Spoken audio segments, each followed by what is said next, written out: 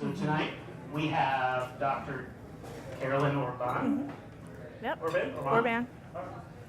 She is an assistant teaching professor in the NU Department of Health Sciences, and tonight she's going to be talking about a fascinating subject having to do with how diseases spread. And not so much how they spread in terms of the bug jumping from one person to another in a medical sense, but more in a cultural sense, and how an anthropologist would approach this problem. And so with that, I'll let her come onto the stage. Thank you. Thank you. So welcome her.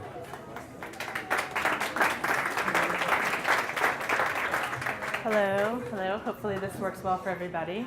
Hi. Thank you for the very nice introduction. I am Carolyn, and I'm with the Department of Health Science, and I am an anthropologist, and I study infectious disease. So I kind of think I approach this whole area from a slightly different perspective than people who study it in a medical sense, from the public health and epidemiological perspective. But I think that my field has some really valuable contributions to our understanding of the way that disease works in human communities.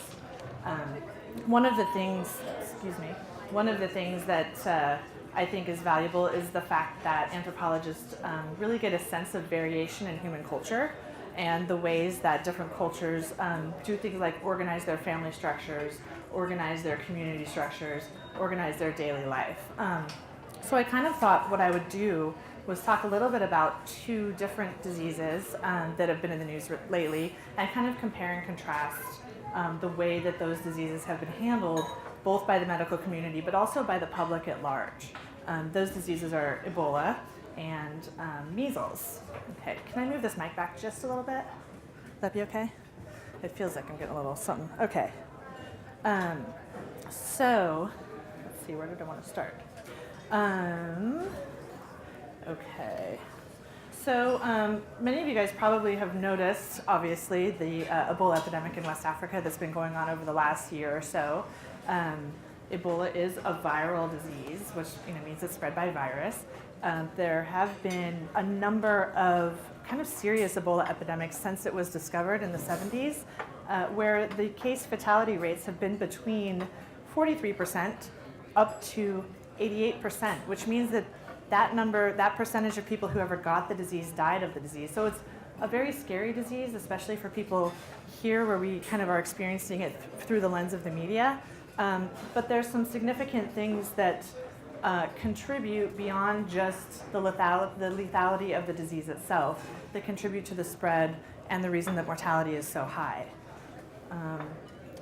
The disease has symptoms that include fever, muscle pain, headaches, diarrhea, vomiting, and hemorrhage, all things I'm sure you guys want to hear about while you're eating your dinners. The bodily fluids can remain contagious after the death of the person who has the disease, and this is important because one of the major ways that disease has been spread recently is through traditional burial practices. Is that okay? Okay. And those traditional burial practices, I feel like I'm getting just a little echo. Do I need to move back? Okay. Those traditional burial practices have included things like washing the body by relatives, touching the body, kissing the body, and other contact with the person after they have died. So one of the questions that people have been asking is, why continue those burial practices if that seems to be one of the reasons that the disease is spreading? Why can't we just change the way people are buried, right? Why can't we just disrupt that traditional practice and do something that puts fewer people at risk, okay?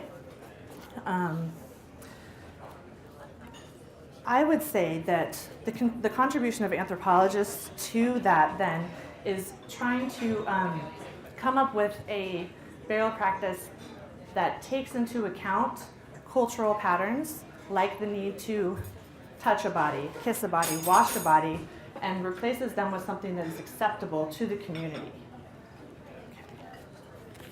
Okay.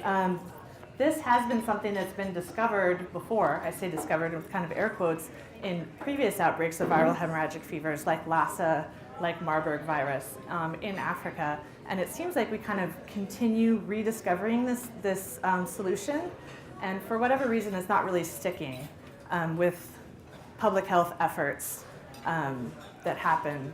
Sorry, I'm still getting a little bit of echo. Okay, would maybe you, can I carry it or something? I'm sorry, it's a little bit distracting. Okay. Sorry, I'm sorry to be interrupting. It's just a little bit distracting. Okay.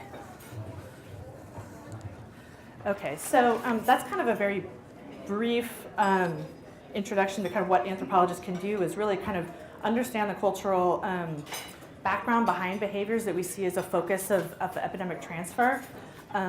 There's other kind of larger conceptual things that anthropologists understand about communities, including things like the concept of how disease is caused. I know last time you guys talked about marriage here, you had a lot of great information about the variety of marriage patterns and practices in other communities. The same kinds of studies have been carried out in terms of understanding how diseases are caused. And cross-cultural studies of about 140 societies have shown that in many of those societies, diseases are not understood as things that are caused by pathogens, things that are caused by viruses or bacteria. They're actually understood as things that are caused by social factors, magical factors, kind of cosmological factors. And so in terms of stopping the spread of disease, we need to understand the way to interpret our understanding of illness to the people that are actually experiencing the illness, right? So if we think of Ebola not as a viral disease, but really as a social disease, as something that is caused by witchcraft, which is how some communities view it, then maybe there's a way that we can communicate risks about the disease differently, or treatment needs a little bit differently that would be more effective. The other issue that is a main feature in why Ebola spreads, particularly in these African countries that are experiencing it, is the lack of healthcare resources.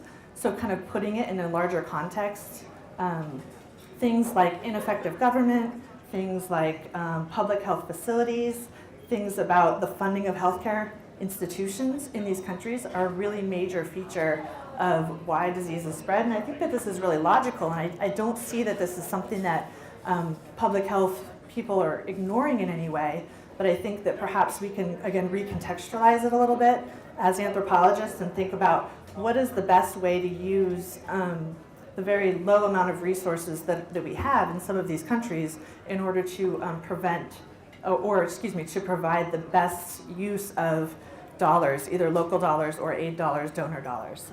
For example, I just looked up some numbers. In the countries that experienced the most recent Ebola outbreak, Guinea, Liberia, and Sierra Leone, the WHO estimates that the per capita health spending in the country of Guinea is $32 per person per year, okay? The public health spending in Liberia is estimated to be $65 per person per year. In Sierra Leone, it's up to $96 per person per year. In Spain, where we had one of the export cases, it's $2,800 per person per year. And then in the USA, does anyone know what it is? I say this in my classes. It's $8,900 per person per year. So when you're looking at public health infrastructure, the amount of money that you have to spend, and that's not public health spending, that's per capita health spending, but it is a good indicator of how much money is available to be spent on some of these cases of things that we in this country are worried about. Severe problems with infrastructure really limit the ability to react. One of the other ways that behavioral health scientists have really assisted public health scientists is understanding the use of traditional medicine and traditional health practitioners. So in many countries, there are parallel systems of health and health-seeking behavior that don't rely on what we would consider to be the biomedical model, doctors, nurses, hospitals, clinics, that instead use traditional healers, traditional doctors that exist within communities. These people are highly trusted. They know the community. They've often been there. Their families have been there for many generations. And they can be a double-edged sword. In Sierra Leone, in this most recent Ebola epidemic, more than 300 cases of Ebola have been connected with a single traditional medical practitioner who she was highly respected in her community. People, as they started to manifest symptoms of the disease of Ebola, actually sought her out for care, and she became a foci through which people were actually exposed to Ebola after she herself became infected, and she ultimately died. These traditional healers, in addition to spreading disease, have also been successfully used as foci for preventative care, specifically in the HIV epidemic in South Africa, where specific educational programs were targeted at traditional healers in order to help them identify and provide initial care for people in communities with HIV, and I don't see any reason why something like that couldn't take place for a disease like Ebola as well. So a little bit of intervention in the form of training, recognition, something like universal precautions, something like that could be very helpful. I mentioned burial practices already. Let me just take a sip here. Burial practices are seen as one of the major hurdles in this past Ebola epidemic for stopping the spread of the epidemic, because people were really not willing to kind of give up those practices. This is one of the things I found particularly interesting. I found not only the persistence of the practices themselves to be very interesting, but also the reaction of people here in the West to be very interesting as well. I heard a lot of questions that kind of started with the, why don't they just? Why don't they just let the WHO people bury the dead? Why don't they just start cremating their dead? Why don't they just let the patients go to the hospital? Why are we hiding patients? Why are we attacking healthcare workers? And I think there's a lot of reasons for that. I think if you're in healthcare, and I don't know how many of you out here are in healthcare, when you start to ask yourself a question that begins with, why don't they just? You need to really be willing to answer the question and not have it be a rhetorical question, right? Because often it is a rhetorical question. You know, there are two elements. The first is, who are the they, right? Are they different than we? Okay, so the anthropologist sees they, maybe it's their study community, maybe it's the community experiencing the epidemic, and they want to understand the epidemic. The anthropologist wants to understand the epidemic from their point of view. Okay, so why don't they just bury their dead differently? In communities that have experienced Ebola in West Africa, in Uganda, they have strong feelings about the influence of the dead on the lives of the living. And in order to get the positive influence from their dead, they need to bury them a certain way. They need to show them a certain amount of respect and do certain kinds of rituals in order to have the spirits in the afterlife, again, positively contribute to the lives of their family that are still living. Not burying the dead a certain way can lead to negative repercussions from the afterlife on the lives of the living. So it's incredibly important to continue those burial traditions no matter what disease the person died of, right? Are you willing to risk negative effects on you and your family for two or three generations through an improper burial ceremony more than you're willing to risk transmission of a disease? Especially if the disease is something that you're not really sure exists in the way that kind of we understand disease in the West, right? So you don't understand exactly how disease is transmitted, or you don't believe it because you believe in a conspiracy theory about the origin of Ebola. Are you willing to make that decision to forego that burial rite? Okay, so that's kind of one of the questions that I see about Ebola, about disease in other culture. Okay, let's see. I had a quote really quick.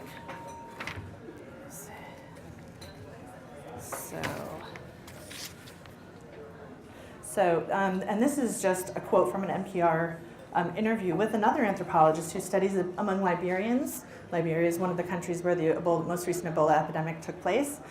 This is Mary Moran. She said, "A funeral is more than just a simple act of burying a body. Liberians have a deep connection with their ancestor and believe that the way that they bid farewell to a loved one can have influence on their own life." Okay, so this is the kind of thing that you maybe don't necessarily think to ask when you encounter resistance out in the field. Some people definitely do, right? Those people who've worked in communities of other cultures, those people who have cross-cultural experience. But if you don't, think to ask those kinds of questions and really investigate the relationship between one act in a culture and other later repercussions, then you start to miss those connections and you start to just wonder, why am I getting resistance at every turn, right? Okay, so let me mention now a little bit the measles epidemic that we ourselves are experiencing,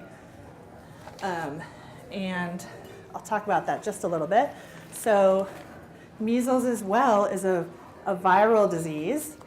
Actually it's a respiratory infection. We tend to think of it as a rash, right? The manifestation that we're most familiar with is a rash, but it's a viral infection that causes cough, runny nose, red eyes, rash.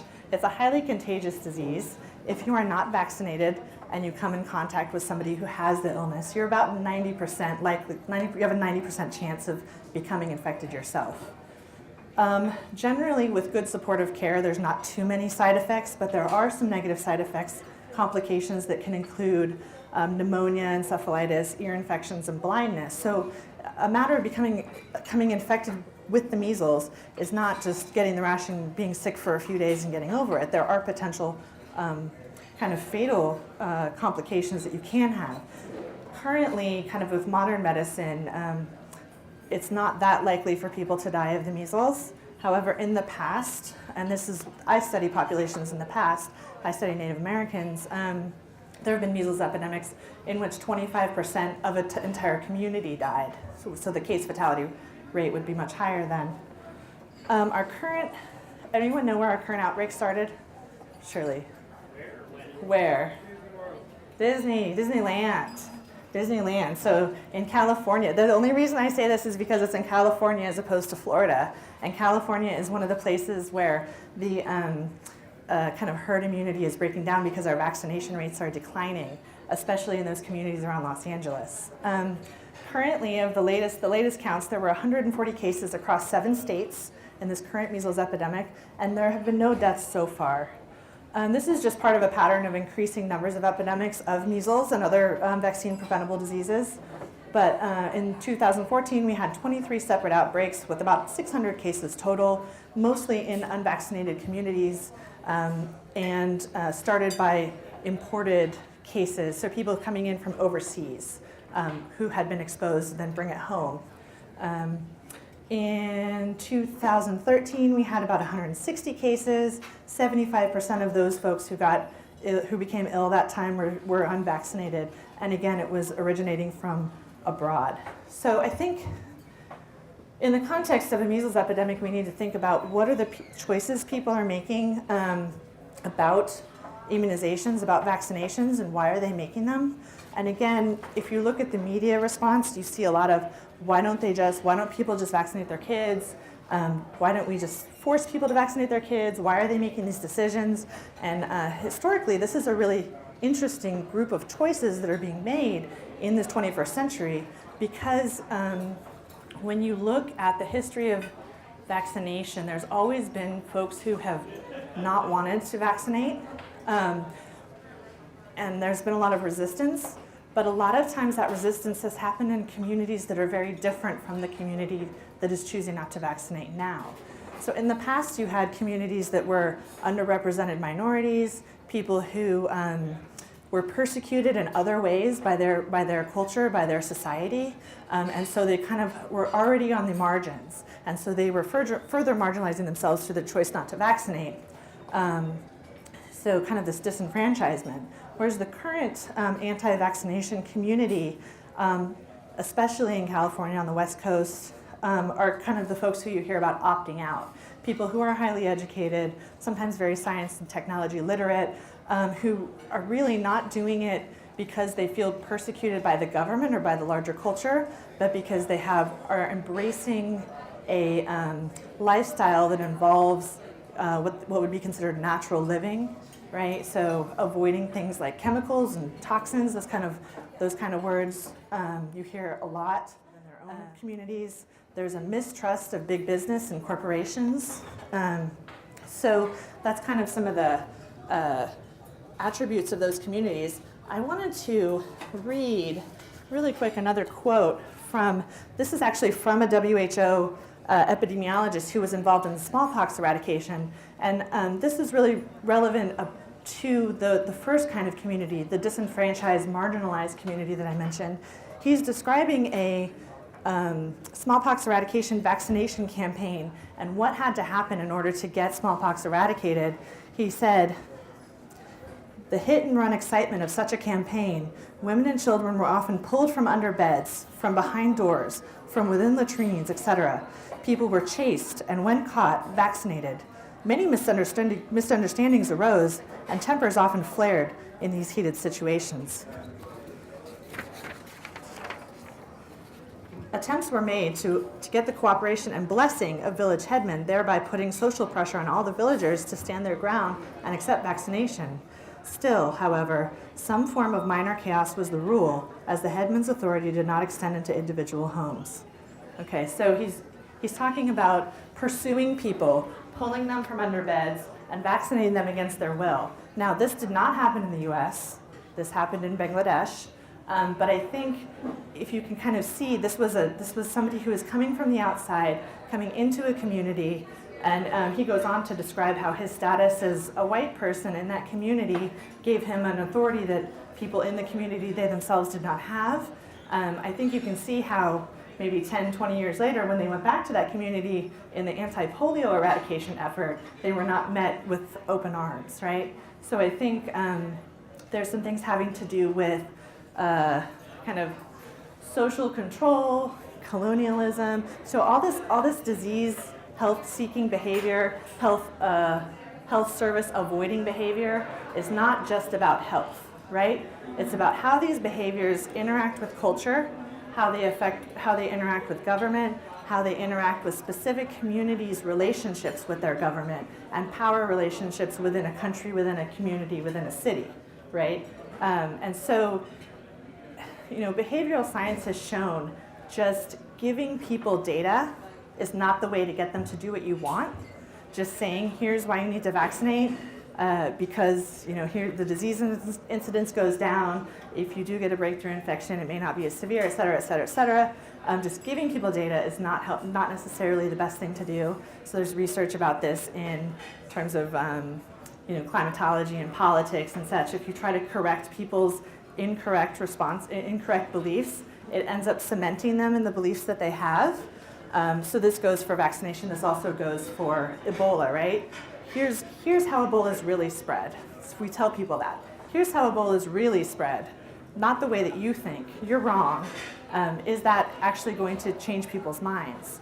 And the evidence shows that no, it doesn't.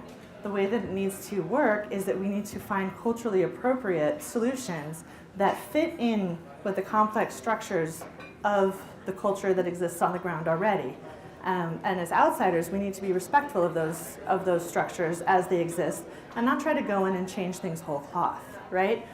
So some of the successful attempts that have happened in terms of, say, Ebola mitigation have been burial practices in which you have a representative of the family who's trained in universal precautions, who knows how to use personal protective equipment, who can go and do the washing that's necessary in order to prepare a body for a funeral, right? So that's something that's been fairly successful.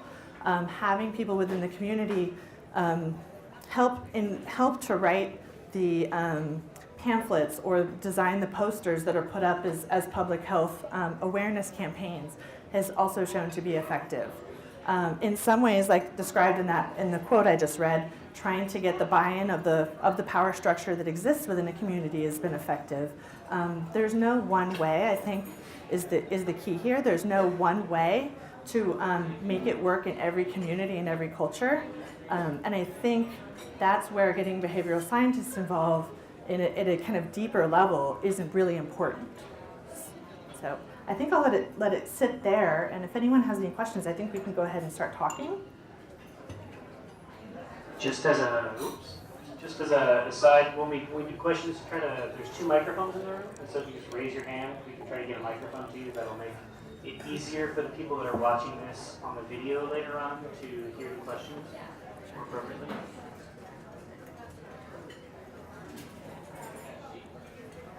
So do you have any examples of, like, here in the United States or in the West where we had to change people's perceptions in terms of, you know, they refused to do something even though it was in their best health interest and that kind of thing?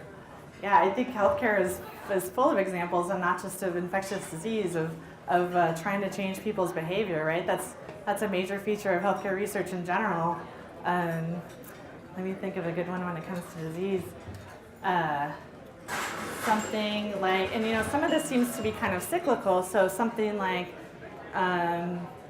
drinking pasteurized milk was something that is seen as a pretty important public health success, and now we've kind of, there's now again a movement to have people drink raw milk, but the reason that milk is pasteurized is that there's several things that can be transmitted through unpasteurized milk if it's acquired under conditions in which those bacteria can get into the milk, right? So there is a safe way to drink raw milk, and there's also milk that can be tainted and pass on diseases like, for example, bovine tuberculosis and other ones.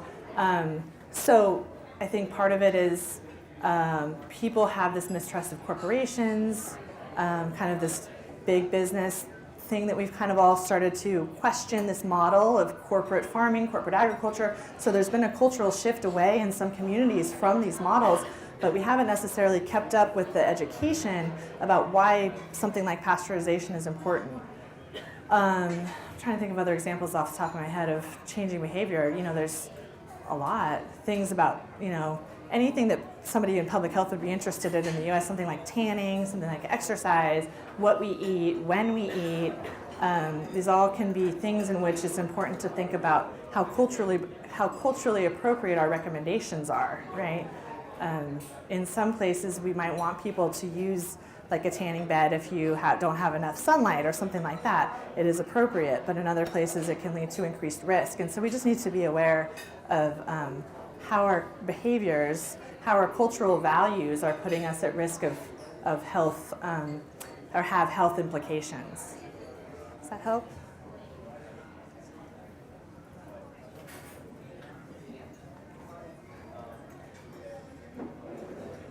I have one just to get the ball rolling. So in the Ebola outbreak, they obviously went in with full gear originally, and there was a lot of reports of people running. What did they do to change that? Yeah. During the outbreak and throughout the remainder of the episode? Yeah, I mean that's been something that's been a critique for many of the viral hemorrhagic fevers that have kind of emerged out of West Africa, is that the WHO and health authorities come in and their people are using universal precautions. They're wearing the head-to-toe PPE, but it's very menacing, right? It's a very menacing kind of front to put on, and of course you have the safety of the providers themselves that is a concern, but that doesn't inspire confidence, you know, in the communities that they're going to visit. One of the things, another critique has been that people just drive through. They go to a community, ask if anyone's sick, and if no one is, it's very businesslike, and they just drive through, they keep on going, they don't stop, they don't take time to get to know anybody, which is not how a lot of the cultures in West Africa work. If you visit a village, you're expected to see certain people, you're expected to talk to certain people, you're expected to stop and stay a little while and communicate. And so what happened is that the communities on the ground just really didn't get any buy-in. They just felt like they were being isolated. It's a very stigmatizing thing to be seen as the potential harbor, the reservoir of an illness, right?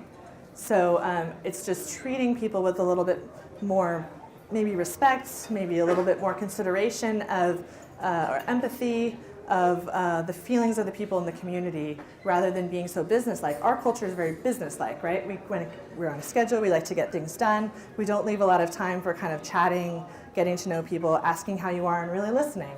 And that's not how cultures in that part of the world work. And so even just knowing the right kinds of questions to ask, if you have to cut your time short, might do a lot for establishing rapport with the communities that you really need to connect with in order to get good reporting.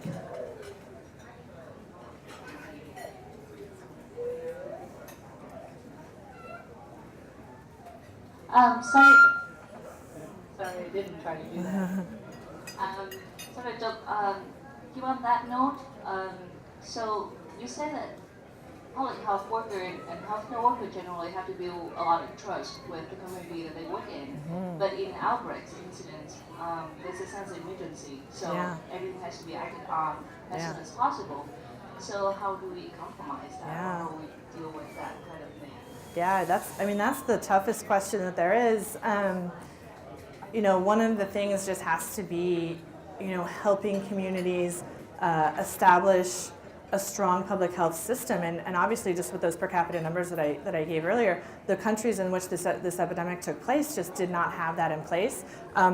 But using those traditional healers and traditional health practitioners that exist kind of outside the official system is one way that has proven successful in the past, if you can identify who those folks are and if they're willing to work with you.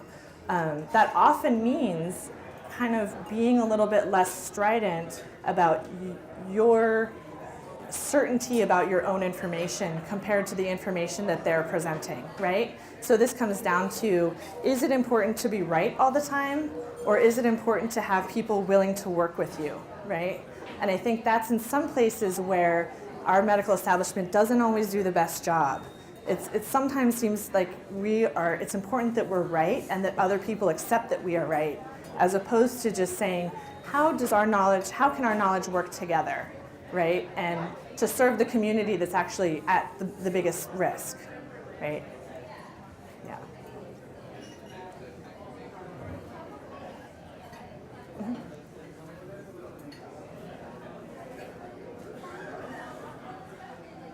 Considering that in the last 10 years or so, the pharmaceutical industry has profits running nearly $1 trillion, and considering that the disease like Ebola has been known about for 45 years, is there any way that we can start getting this industry to take some responsibility for getting ready for epidemics like this? I mean, they have ungodly profits. Yeah, I mean, you're right. They do have profits, and that has been one of the critiques of the pharmaceutical industry, and is that they tend to focus on, blockbuster diseases that either have a lot of people that can benefit from a new drug, or that they're willing to pay lots for. I think the question that you're really getting at is regulation of the pharmaceutical industry. I know that right now the way that people kind of get funding towards that is through special grant, lines of grant funding for neglected diseases, and places like the Gates Foundation or something like that are really focusing on those diseases in which there's not a lot of money to be made, either because they primarily affect third world nations or developing nations, developing communities, or because there's so few cases of them that they can't expect regular profits. Aside from those kind of funding lines, I'm not sure what, aside from more intense government regulation, you could expect them to do. And that kind of crosses a line in our own culture about what we are willing to kind of make the private industry do. I don't know. I know that's not a very satisfying answer, but until the countries that are experiencing these epidemics are able to kind of have an economy that makes it worthwhile for private multinationals to participate more fully, I'm not sure that there's any other way to make it happen. I mean, you saw that we really didn't start talking as a nation, in our media about a vaccine until we started really being concerned about it because we had cases of our own folks, right, Americans who had Ebola. We were a little bit closed-minded about it until then. And then the conversation immediately started being about vaccines. But yeah, I don't know. I don't have a great recommendation on that.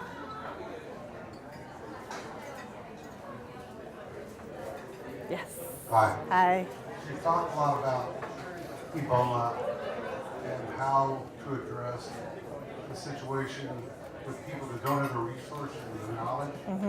But in the United States, with the measles outbreak, those people do have the knowledge, and they do have the resources. How do you approach that differently? So from like getting buy-in, or with any kind of disease, Correct. right? So I mean, I think one of the things, again, and it's not the way that kind of medicine likes to work, is ends up being slow because it ends up being personal connections. It ends up being kind of speaking directly to patients and seeing what it is that they want, what are the needs that they themselves express about their disease. One of the interesting things about being an anthropologist who studies disease is kind of seeing how people even conceptualize disease. Is it even something we need to treat? Is this condition even something we need to treat? And of course, no one who had Ebola was saying that they didn't need to be treated for something, right? But there's lots of things that are seen as either kind of worldwide public health issues or something that are not as high on the priority list of people and communities all over. So I'm getting off your question because you want to talk about the US. But, I'll come back to that in just a second. But if you start to ask people in developing nations about things like smallpox, about polio, when those vaccination attempts were happening, people would say, why do you want to vaccinate me against polio when I don't have water? Like, I would rather have water. My community needs running water. My community needs electricity. We don't need a polio vaccine. We don't see polio as a problem. So I think in some ways the sentiment is similar in the US, but I think really the methods that anthropologists use are getting down into the community, speaking to people, asking them for their own view on what it is they see as their needs, what are acceptable responses to those needs, and how does that need to happen? How can those needs be met?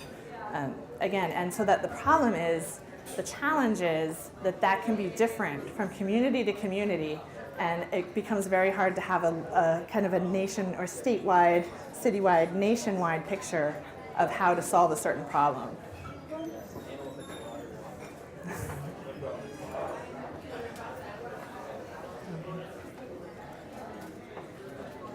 Hi there. Hi.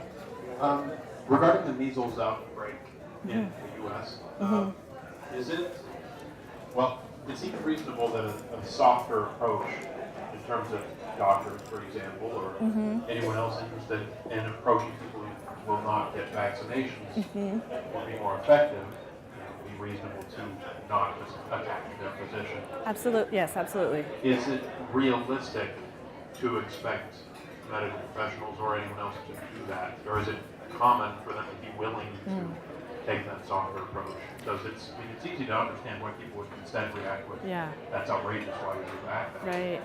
Yeah, I mean, I think that's been a conversation if you kind of read, especially kind of public media, things like newspapers and magazines, that's been a conversation that started to really happen lately is, this doctor says that they're no longer going to see unvaccinated patients. This doctor says this is why they see unvaccinated patients. Anti-vaccination beliefs have moved on from that. So for the most part, that's almost not even part of the conversation anymore, except, in some groups. There's a lot of variety in the reasons that people choose not to vaccinate. And so we have kind of moved away from that as a causative reason for not vaccinating.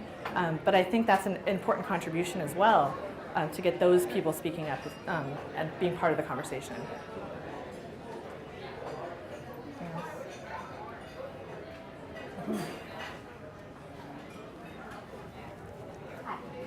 So what is the role, if any, of memory loss as a nation of what a disease looks like for things like measles? Because just at my parents' time, it was a very present thing. Everybody had it.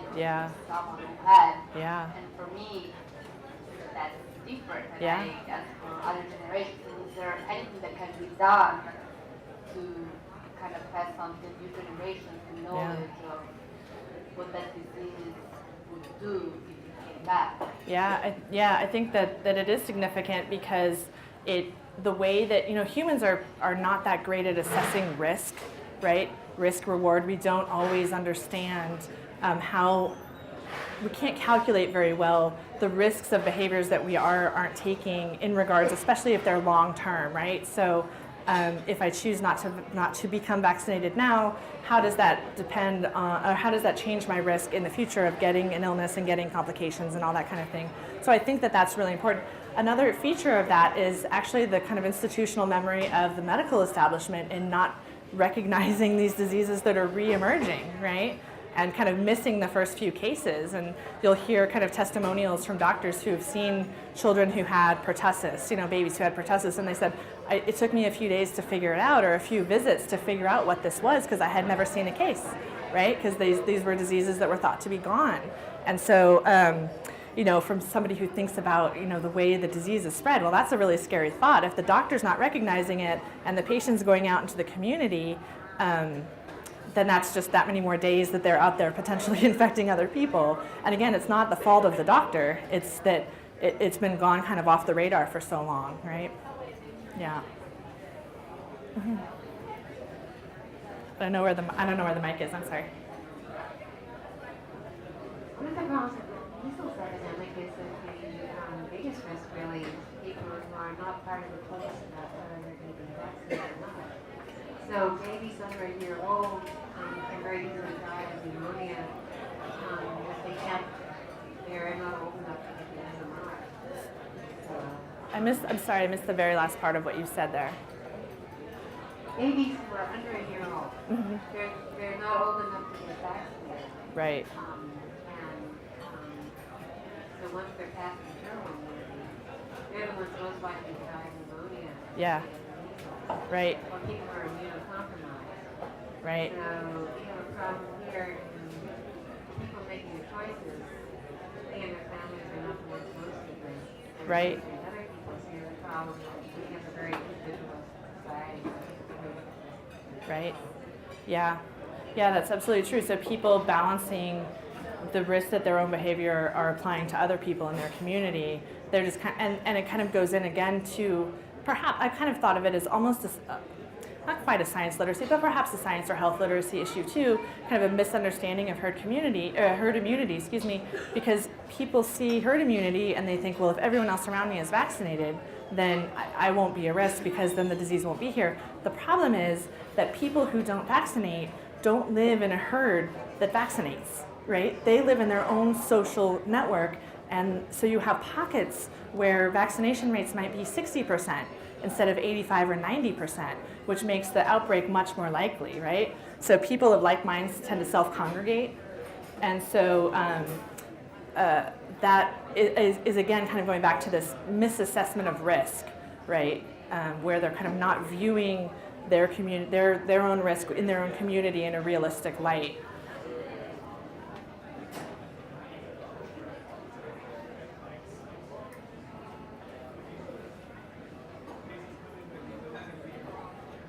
So just following up on that. Was there a question for that? Go ahead. So just following up on that, I'm over here. Where are you? Where are you? Right behind you. Oh, hey, sorry. I thought it was back there. Yeah. So just following up on that, so you said that people that are anti-vax are not responsive to facts, and they're not responsive to the other side yelling obscenity per se. Absolutely. But what do you feel about the movement that's built amongst the medical community and the sort of educated communities that are really swelled up in the sense of the measles vaccine, especially in terms of social media and the impact that might have on communicating? Yeah. I mean, so some of it is learning how to speak the language, right? So, learning how to talk about the things that people worry about with health behaviors like vaccinating. And there's lots of different health behaviors that you have to kind of translate for people, even when you're translating from English to English, right? You have to translate them into the way that people talk about their health and understand their health. So just, again, getting to know your patients. One of the other things that's kind of a hot area in research and medicine is this idea of narrative.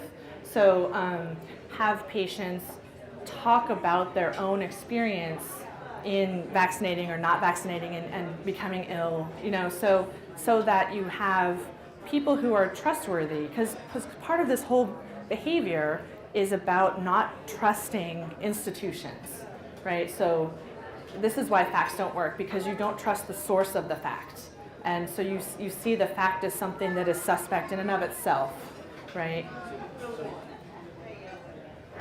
So does that message get conveyed via social media or by some sort of paid PR campaign by one of the health community organizations? That's hard, because if you do a paid campaign and it gets interpreted the wrong way, then it all falls apart, right? Because then it's just somebody who's paid to do it. I can't say that there's any one way to make it work. trying to think of how to say it. I think it has to be really grassroots. It has to be people in the communities who care about the issue themselves, who are familiar with the people who are making those health choices, again, whether it's to not vaccinate, whether it's to continue smoking, whether it's to any number of kind of health seeking or health risk behaviors. It has to come from inside. And so the point, then the issue is finding the person who can be the translator between the health community and the local community, right? And I think that's been the real issue, and that's a connector with the Ebola campaign as well, right? Because one of the things that people believed about Ebola, they believed all kinds of different ways that it was transmitted, and so getting this idea that it really was transmitted from person-to-person contact, that it wasn't witchcraft, that it wasn't a virus bomb that was sent by the US government, that it wasn't, one of the early notions about Ebola was that it was a magical snake. So there's kind of these folk beliefs about how this disease was spread, and people were really kind of bound to these beliefs. And so it takes getting someone from the community, somebody who's trusted by the community, to actually have that conversation, to actually change those beliefs. And that's a really fine balance, right? Because that can be immediately misinterpreted if it's not done correctly. It can be just add to the conspiracy theory that was kind of running rampant when the epidemic was kind of at its height. So his question was very related to mine. Now mine is, I guess, it's going to be more of a comment. But I think it's part of the human condition to have lots of misconceptions about anything you can't explain. And in fact, doesn't always change that. So I think that's a really great point. I think one of the most successful campaigns to change misconceptions has been about smoking. But that's taken 30 plus years, and there are still people that work in healthcare that still smoke. And so I guess my comment or question was going to be roughly the same, is how do behavioral health professionals, social workers, change the climate so that information becomes acceptable to people that really need to have it heard or accepted and so on. Right, yeah, and I think, I mentioned the example of traditional healers working with HIV prevention in South Africa, and this has been something, I don't know the status of it as of right today, but this was something that was successful at early identification of cases in communities, is because people in communities all over the world, not only Africa, but India, Asia, other places in Asia, have a lot of faith in their traditional healers. They have great relationships with them, and they will often see their traditional healers first before they go to a clinic, which may be overcrowded, far away, expensive, disrespectful to their beliefs. So really kind of making a network of those folks, of the healers in the community, the health professionals that are trusted, and not alienate them, not tell them that their beliefs are wrong, not tell them that they need to stop doing what they do, but instead add to what they do. Incorporate, if they will, or if you can convince them, incorporate things like universal precautions, incorporate things like additional kind of testing in order to convince people to then go on to the kind of healthcare clinics that can provide the services. Like a traditional healer can't provide antiretrovirals, right? But they can recommend that somebody go get tested. And the person is much more likely to take that advice if it comes from somebody who's lived in their community since forever, and who they go to for all of their other kind of primary care health needs. Is there a trend of no vaccination in other Western countries? Yes. Yeah. Yeah, absolutely. Sorry to cut you off. Did you want to say it? Do you want to? Yeah. Oh, sorry. I was going to say it's not widely, but Yeah. No, they've had falling vaccination rates in the UK, in Scandinavian countries.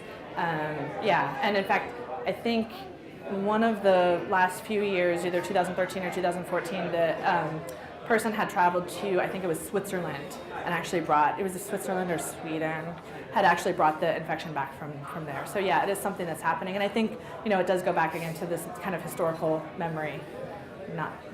It's not at the forefront of our mind anymore. Yeah, I want to preface this first by saying I am I work in healthcare, so I'm pro-evidence and therefore pro-vaccine.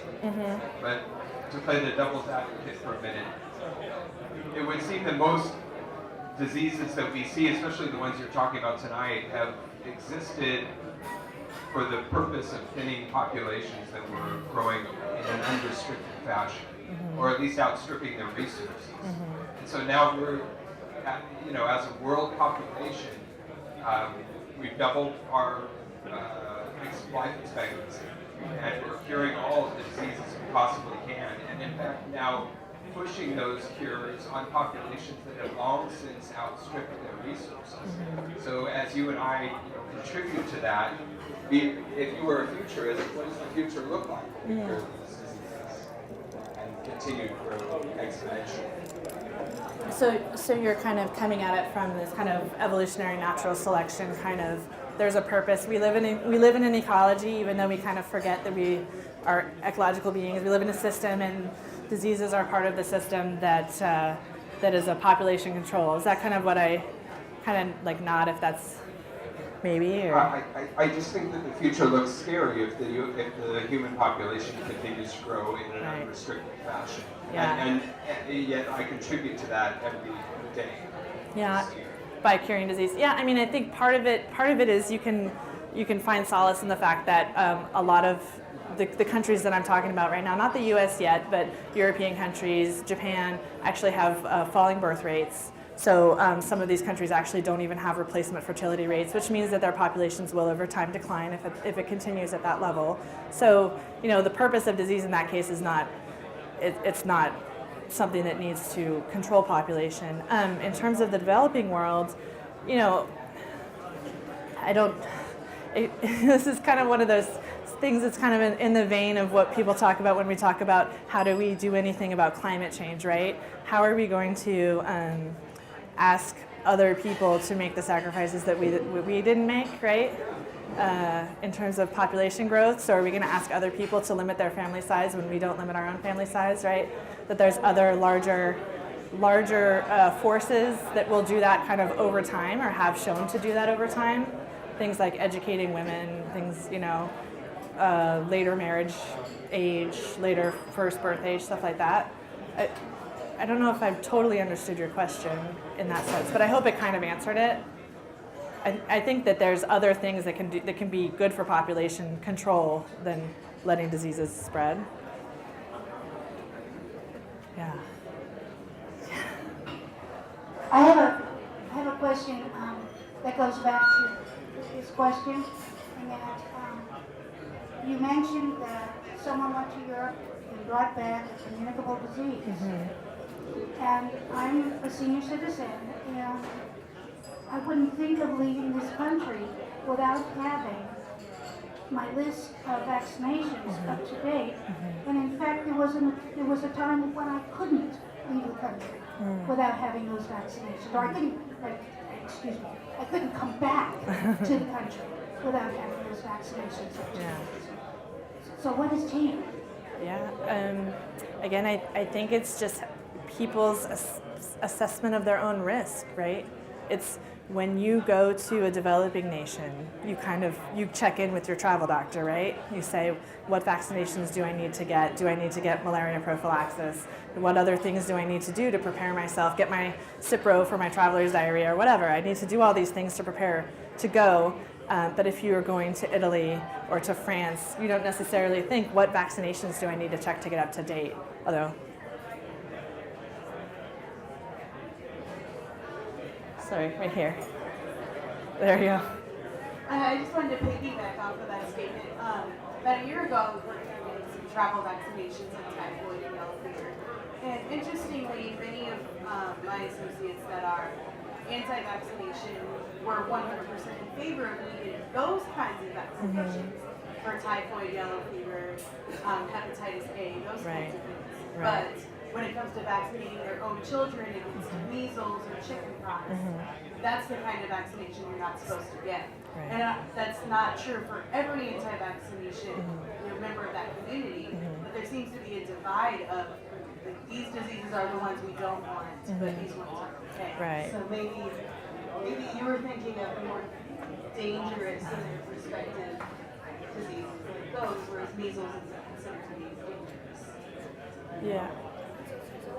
It's always dangerous. It's always been dangerous. Yeah, yeah. And you're talking to somebody Right. who's had measles. Right. I agree. It was very dangerous when I was a child. Right.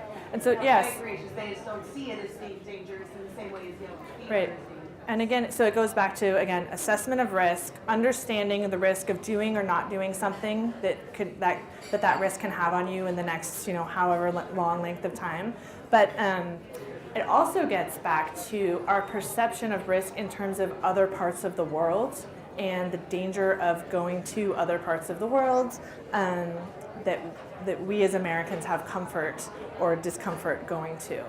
And so this is, again, it's a little off track, but I lead study abroads with the university, and I get some pretty amazing questions. We've gone to Ghana, we went this January to India, and the kinds of questions that the students and their parents have are very telling about the assumptions that people are making about what it's like to travel in different parts of the world.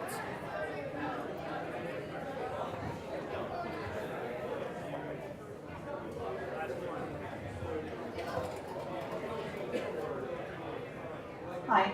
Hi. It's my understanding that if you get things like measles or chickenpox as an adult, that it's much more severe. So the thought occurs to me that as part of the encouragement from medical professionals that people have their children vaccinated, that they also educate them on the potential of how it can impact their child as an adult if they catch it when they're an adult. Yeah, yeah, absolutely. And I'll tell you, well, maybe I should personal, but I have my kids are here and they're vaccinated. But I had a long conversation about the chickenpox vaccine, which was new for me compared to when I was a kid. Like, I don't remember getting that vaccine. What, chickenpox is nothing. It's just you get it. And then my doctor had a conversation with me about it and said, well, if they don't get it when they're a kid, think about what it'll be like when they're an adult. And I did have a friend who got it when he was 18, and it was awful. But beyond that, beyond just the individual experience, there's the loss of productivity, if you have to take time off work, if you have to take time off school, if you're in college. So, framing it a certain way can be very powerful for certain people, right? So that totally worked on me, to get the chickenpox vaccine. But again, finding those keys for what will turn a person, and it sounds a little nefarious in a way, right? You're trying to find exactly the right answer to promote the behavior you want. But if we have certain agreement that some things are important for people in our society, then you kind of do have to do a little nudge. I understand what your fears are. I understand why you have them. But let's talk about it. Let's meet people who are similar to you that have made a different choice and seeing if their experience resonates with, I think that's a really successful way in especially in health decision making is really powerful. I think that's that happens in long-term disease management programs where you might have somebody who's 5 years down the line come and talk to somebody who's just been diagnosed and talk about how it was hard or how it was easy or the support that they needed. I think that's really the way to go. Again, it can't be seen as somebody dragging you out from under your bed and vaccinating you, right? Which is literally what's happened in other parts of the world. It's never happened here yet, but that is not a way to have a sustainable vaccination program. All right, again, I want to thank everybody for coming out. And let's once again thank Dr. Orbann. Just a brief bookkeeping. Our next Science Café will obviously be the second Monday of next month, as it always is, and we're going to be talking about Alzheimer's disease from a research and a clinical and a care perspective, and some bozo that hopefully will be done a little bit differently will be doing it, because it'll be me. So I look forward to everybody coming out. If you have any questions about Science Cafe or comments, please feel free to visit our Science Cafe Columbia Facebook page or drop us a line at Decode Science on Twitter. And everybody have a great week.